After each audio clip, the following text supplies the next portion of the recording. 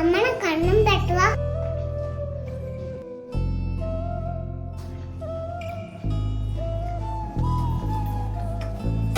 అమ్మా నాన్న ఎందుకమ్మా నేను వస్తే వెళ్ళిపోయాడు? నీకు 10th లో చాలా తక్కువ మార్క్స్ వచ్చాయి కదమ్మా, డాడీ ఫీల్ అయ్యారు.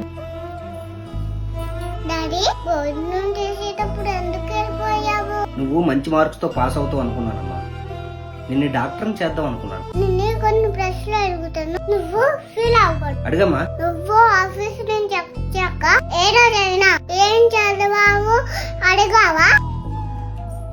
సరే వద్దు, నువ్వు చదువు, నేను పక్కన కూర్చుంటాను అని ఎప్పుడైనా అన్నావా? అమ్మకి ఇంట్లో పనులే సరిపోతున్నాయి, నువ్వు సాయంత్రం ఇంటికి వచ్చేసరికి లేట్ అవుతుంది. నేను అందరికీ చెప్తున్నాను, రిజల్ట్స్ అడుగుతాం అనుకుంటే నా పక్కన కూర్చో, నేను చదువుతాను. మీరు మా కోసం